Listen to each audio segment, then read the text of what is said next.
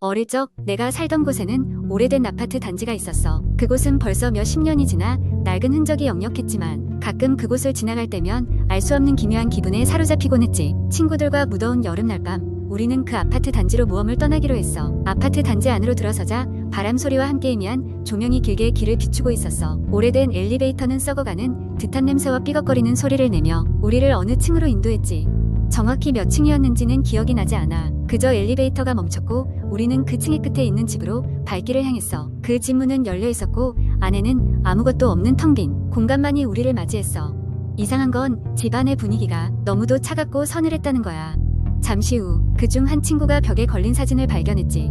사진에는 행복해 보이는 가족의 모습이 담겨 있었어. 하지만 곧 우리의 시선을 사로잡은 것은 그들의 눈이었어.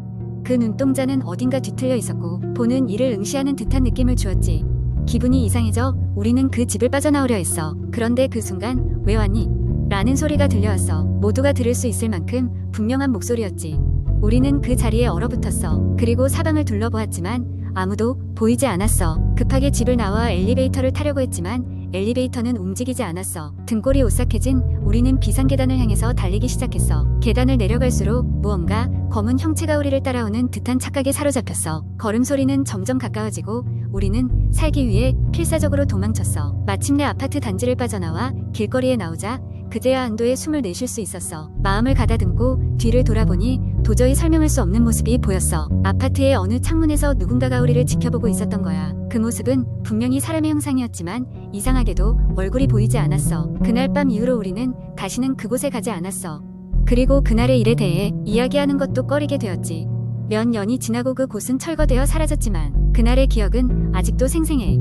가끔 그 사진 속 가족의 눈동자가 꿈에 나타나곤 해. 마치 무언가를 전하고 싶어하는 듯한 눈빛으로 말이야. 아직도 그 아파트 단지에 얽힌 소문은 계속되고 있어. 한때는 사람이 살았던 곳이 지금은 어떤 기억을 간직한 채 사라진 걸까? 두 번째 이야기어는 늦은 가을 밤. 서울 근교에 있는 작은 마을에 사는 한 대학생 민수는 코딩 과제를 마치고 집으로 가는 중이었다. 마을은 작고 조용하며 사람들은 서로를 잘 아는 사이였다. 민수는 지친 몸을 이끌고 버스에서 내려 마을로 들어가는 긴 산길을 걷기 시작했다. 가로등은 드문드문 있었고 은은한 달빛이 그의 길을 밝혀주었다. 길을 걷던 중 민수는 발걸음 소리가 그의 뒤에서 작게 울리는 것을 느꼈다.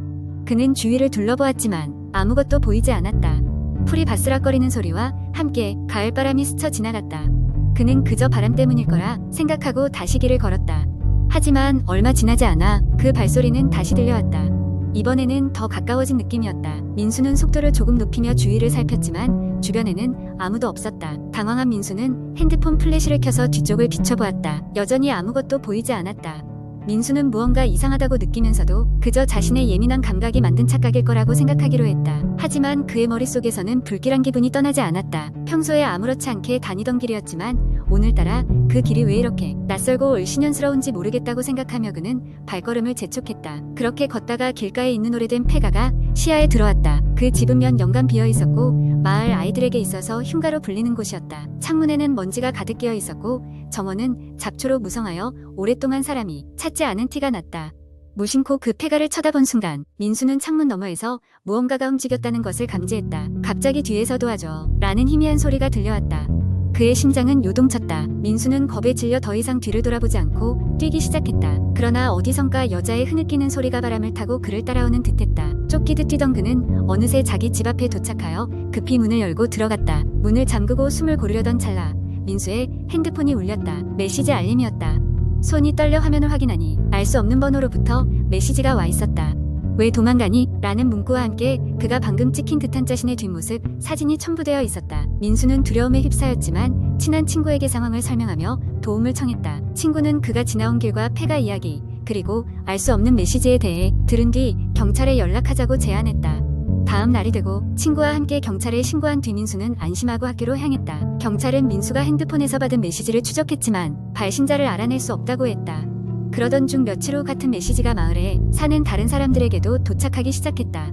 마을은 점점 공포로 가득 차게 되었고 주민들은 밤마다 이상한 소리를 듣기 시작했다는 이야기가 넘쳐났다. 한동안 그 사건 때문에 마을 사람들은 밤에 외출을 꺼리게 되었고 가급적 마을을 벗어나지 않으려 했다.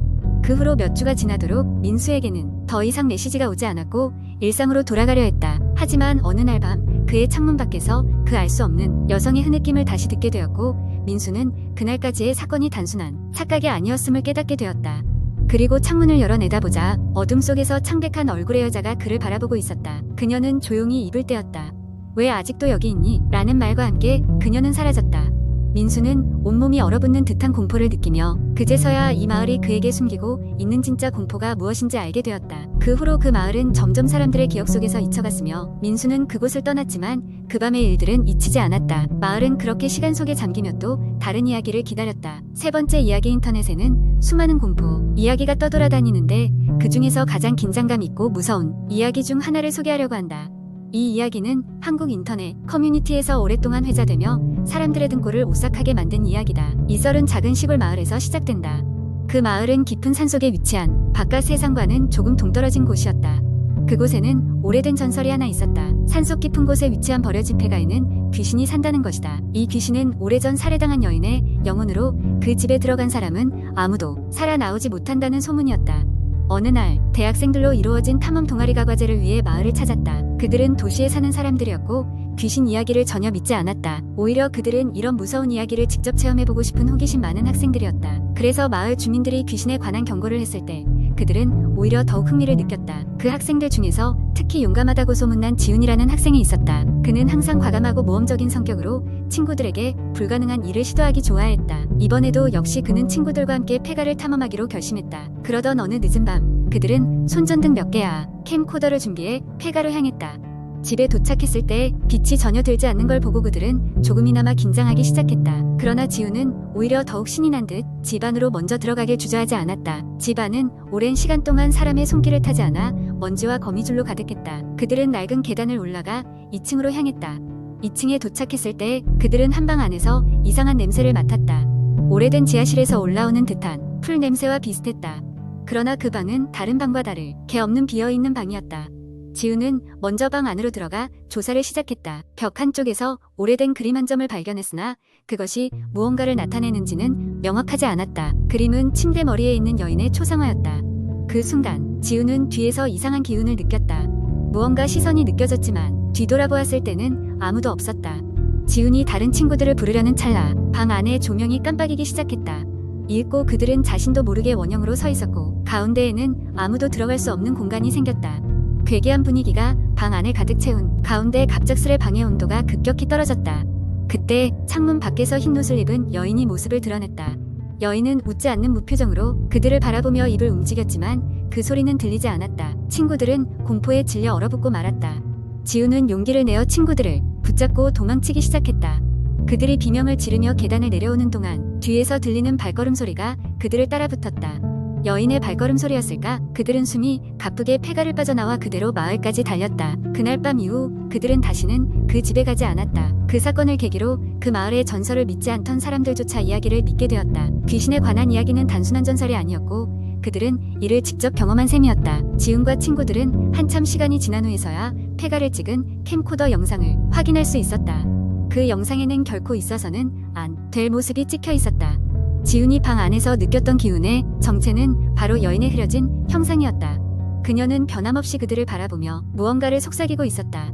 그 순간 그들 모두는 소름이 돋으며 캠코더를 덮을 수밖에 없었다. 그날의 사건은 그들 모두에게 잊지 못할 공포로 남았다. 많은 시간이 흘러도 그들은 여전히 그날의 일을 입에 올리기를 꺼려했다. 그날 이후 평범한 대학생이었던 그들은 귀신 이야기의 주인공이 되어버렸다. 이 이야기는 시간이 지나면서 다른 이들에게 전해졌고 결국 인터넷에까지 퍼지며 지금껏 이어지고 있다. 그것이 바로 이 마을과 폐가에 소름 끼치는 비밀이었다.